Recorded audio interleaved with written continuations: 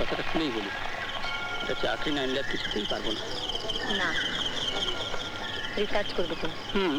কিন্তু স্কলারশিপ তো কিছুতেই পাচ্ছি না। পড়াশোনা একটা বড় ব্রেক গেল তো, কি যেন একটা বিচ্ছিরি অবস্থা হয়েছে না। আর তো কটা মাস, তারপর পাস করবো, তারপর একটা চাকরি নিয়ে চলবে। তুমি আয় করবে আর সেই টাকায় আমি, সেই তফাৎটা তখন না রাখলেই চলবে। গীতা,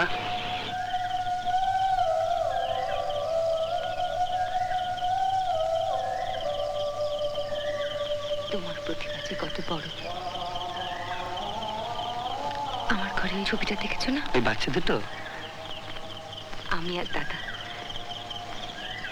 জানো সনদ, সেকালে সেই পাহাড়ে একবার বেড়াতে গিয়েছিলাম।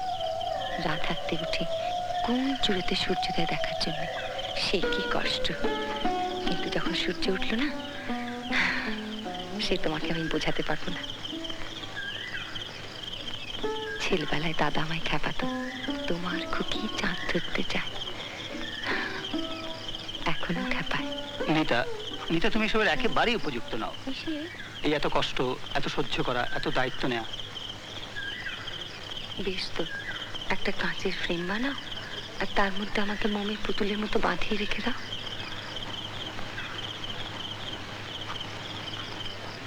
টিউশনে দেরি হয়ে যাচ্ছে, চলি। নিতা,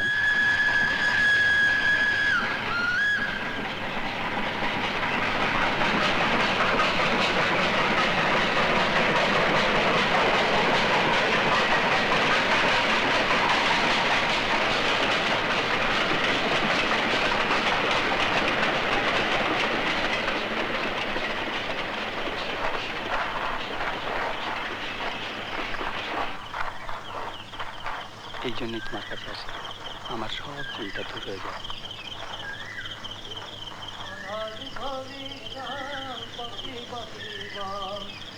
আধার ঘরে বাপরে বাপরে বাপ, সত্য মিথ্যায় আমি জানি না।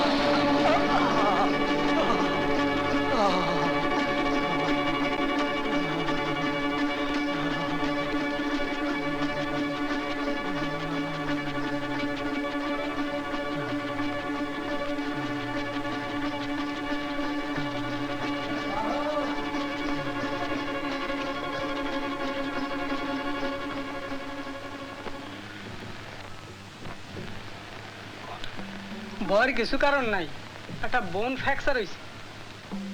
মিতু, বাইরে চল। বুড়া বয়সের চটকি না সারা বড় কঠিন, বুঝলা নিতু? এবার সংসারের ভার তোগো উপরই পড়লো মনে হয়। যাই একটা ইঞ্জেকশন নিয়ে আসি গিয়া, ভোর পর্যন্ত ঘুম পাড়াই রেখে যাব। যাই, চলো হে।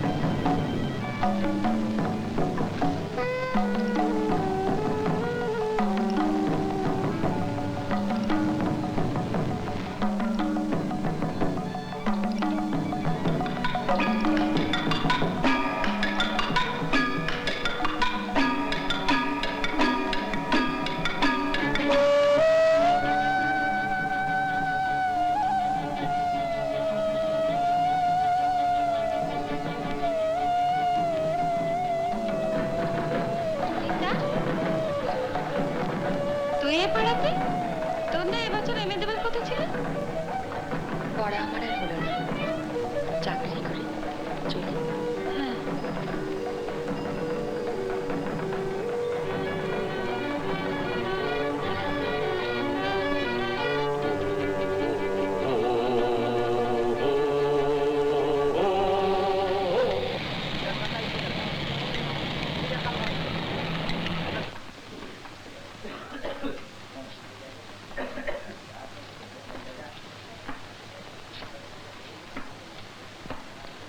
আপনার ডিউসদের সম্পর্কে একটা নতুন গল্প ছাড়ুন। ওটা তো আপনাকে আমি কালকেই বললাম যে পেলে দিয়ে দেবো, কেমন? ওটা পচে গেছে। আচ্ছা, আমরা কি আপনার যৌথ পিতা যে ঘাড়ে বসে খাচ্ছেন? আরে চাকরি করুন না, জীবনে ফিতু হন। একটা কথা আপনাকে আমি কিছুতেই বোঝাতে পারবো না যে আইডিয়াল বলে একটা জিনিস আছে যার জন্য মানুষ সাফার করে, এটাই আদর্শ। আপনার ওই বন্ধু সরোজবাবু এসেছিলেন, সেই না বোঝা কথাগুলো তাকে জিজ্ঞেস করেছিলেন। হ্যাঁ হ্যাঁ মুকুন্দ, শোনো শোনো শোনো, কি বললাম?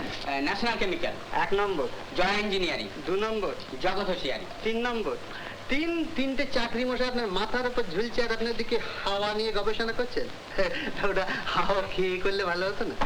বাবু, দিদিমণি আছেন, যা ডেকে নিয়ে এস।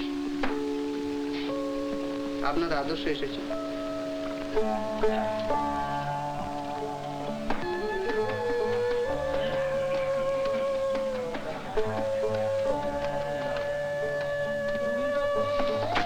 চেষ্টা পেয়ে গেছে। আচ্ছা দাঁড়া,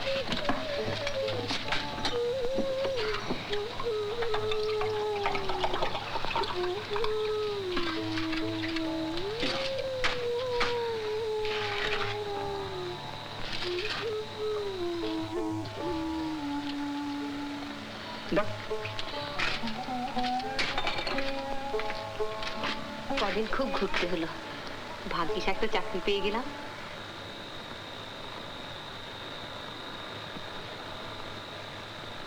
বাবার অ্যাক্সিডেন্টের পর যা অবস্থা।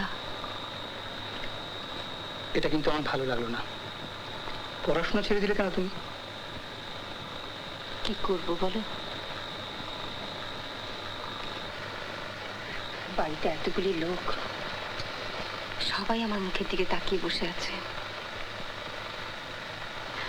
চলো, আমার শিয়ালদা স্টেশনে পৌঁছে দেবে, চলো। চলো।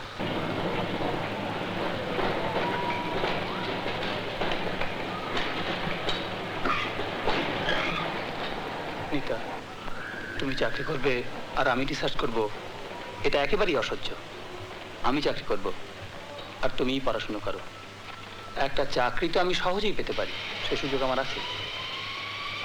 তবে আমাদের বিয়েটা এখন হবে না। কেন? কি করে হবে? আজ যদি আমি ও বাড়ি ছেড়ে চলে আসি, আমার বুড়ো বাবা, ছোট ছোট ভাই বোনেরা। শঙ্করটা একটা রাস্কেল, ওর দায়িত্ব তুমি নেবে কেন?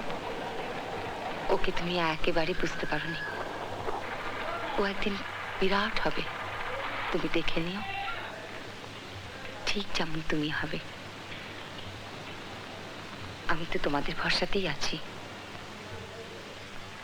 আর সেদিন বোধহয় আমার সময় হবে। তার মানে ততদিন অপেক্ষা করতে হবে। অপেক্ষা করবো কেন?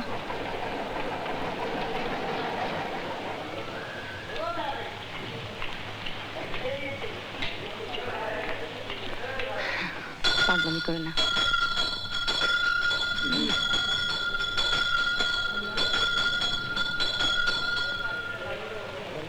নিতা, বলো। 2-1 দিনের মধ্যে আমি তোমাদের ওখানে যাব। বেশ তো। আমার একটা প্রশ্ন আছে। প্রশ্ন? এসো।